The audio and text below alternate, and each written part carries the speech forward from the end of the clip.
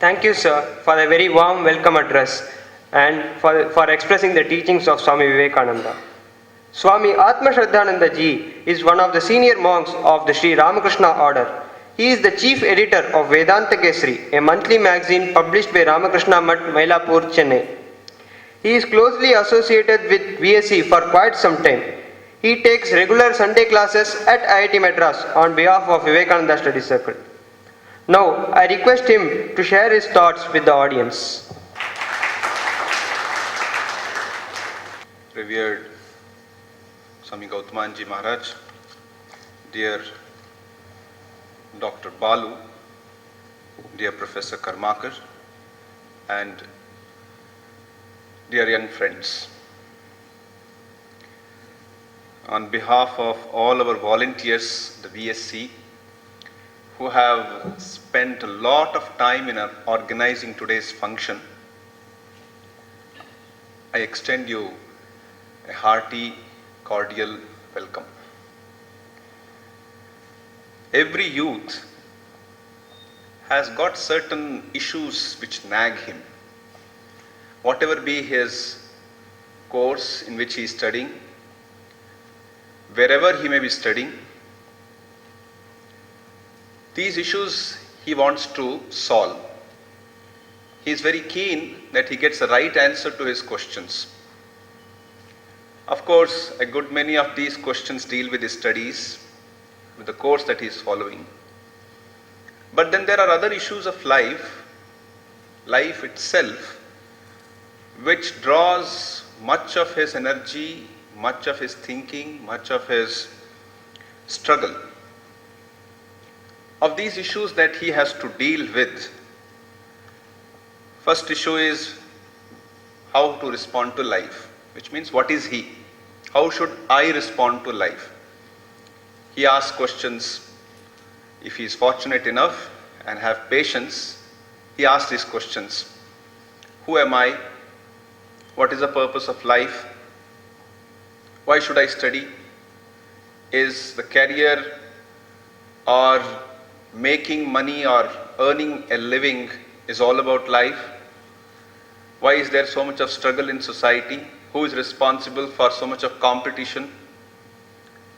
What is the purpose of life? Purpose of all my activities, purpose of all my internal and external struggles. Where am I going to? This is one set of questions that comes to him. These set of questions assume different forms. They may not be using the same language which I have used here now. They may assume different idioms, different phrases. Another thing that comes to every youth is, fine, I have read some philosophy, I have read something.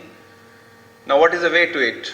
How do I reach that? I am convinced to a great extent this is the purpose of life. Now how do I reach there? What is the way? What is the means? Because it's not just sufficient to say that I am going to scale the Himalayan peaks. I must know the way to those peaks, or if I approach the wrong way, I may just slip down, I may not reach. So what is the right way? Which means the first set of questions, all that we ask about ourselves, about the world, and about if there is an ultimate reality called God. Having known or having argued those questions in our mind, we want some practical, down-to-earth way to practice those answers in our life. It's not sufficient to say that there is God. It's not sufficient to say that God is consciousness. How do I feel practically drawn to practice this idea in life? This is the second set of questions, second set of issues which nag him or her, and he has to deal with it. Both these sets of questions you can easily feel are solved or answered in Swami Vivekananda's teachings and his sterling character. Both are important because he was not just a preacher, he was not just a person who had read from some book and he was quoting. and his own life was different from his own teachings. His life was an embodiment of what he taught. If he taught about having faith in oneself, and which you will get to read if you read his books carefully, repeatedly this is one thing he says, that have faith in yourself. You would find his own life is an example of that. When he returned to India, you all know that he went to West and preached at Chicago Parliament of Religions, and later in different parts of United States and later in Europe. And when he came back, he was once conversing with one of his disciples, and he asked him what is the most important thing about him or himself that he thinks he has. The disciple asked this to Swamiji. Swamiji said, faith in oneself. He said, if I did not have this faith in myself, do you think without a pie in my pocket I would have gone around the whole world and faced all those challenging situations? A tremendous faith which Swamiji had in himself. And not only one aspect of his personality which appeals to us or which can appeal to a young man, but there are many more things which can draw his attention. You see, one thing in youth is that they're very people of questioning. They want to question. They're not satisfied with some statement and accept it.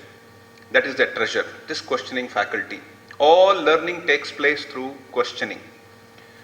This questioning they do about their subjects dealing with whatever course they are following. And this questioning is also further extended to life's questions, as I referred to. This kind of questioning and not finding its answer or finding half answer or quarter answer leads to a lot of mental turmoil. But once you read Swamiji, his teachings, he has covered the whole gamut of life of every human being, and you find that he has given answers to our questions. Let me give you a small example by what is meant by it. You all have known that Netaji was one of our greatest leaders, Netaji Subhash Chandra Bose, and he has written an autobiography. In that autobiography, he has mentioned how when he was 15-year-old, he was plagued by this questioning problem. So much of turmoil within. What is the purpose of life? What I should take up? You see, those days were the days of India's independence struggle. So he was torn between different forces. Whether he should take up a eminently spiritual life, or he should plunge himself into India's freedom struggle, or is it the way to freedom struggle, whatever he was seeing around him? What is the purpose of life? He says at the age of 15, he once happened to go to his uncle's house next door, and there he saw a book. It drew his attention. He just picked it up. He found it was Swami Vivekananda's teachings. He just thumbed through a few pages, and he says, and soon I told myself, yes, this is what I am searching for in my life. He asked his uncle, can I borrow this book?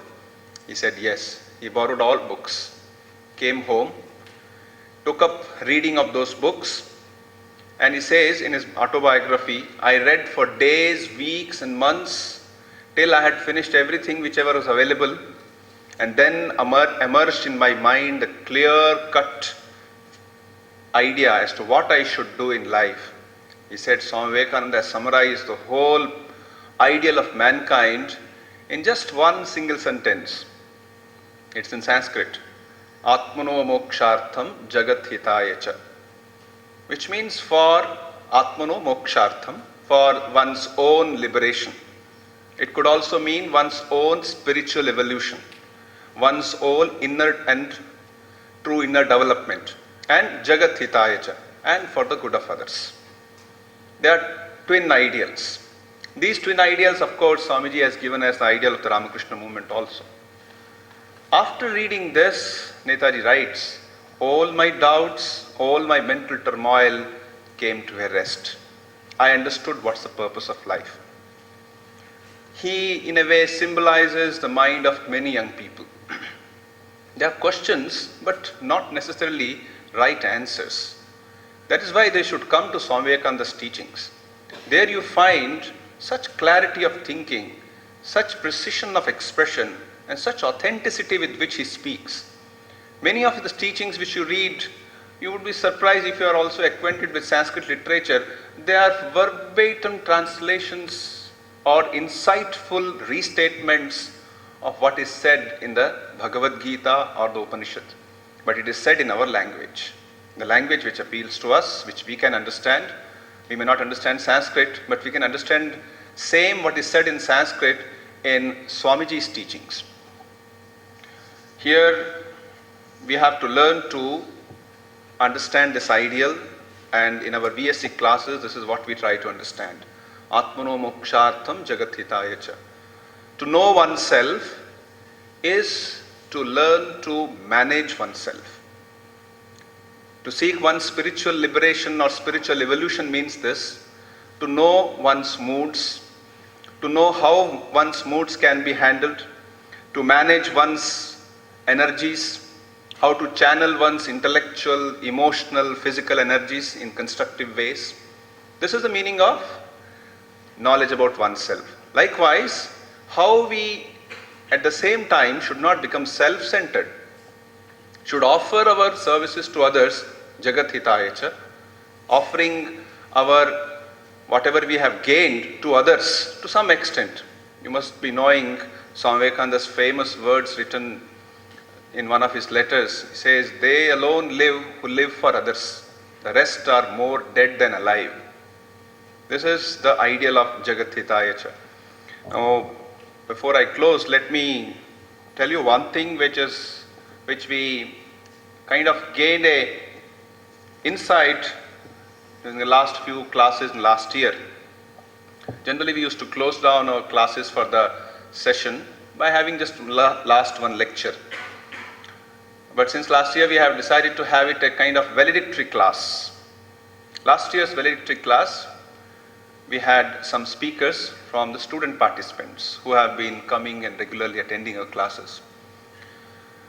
I was surprised to see how some of them so emotionally expressed the kind of help they had received from coming to VSC classes and reading Swamiji's works.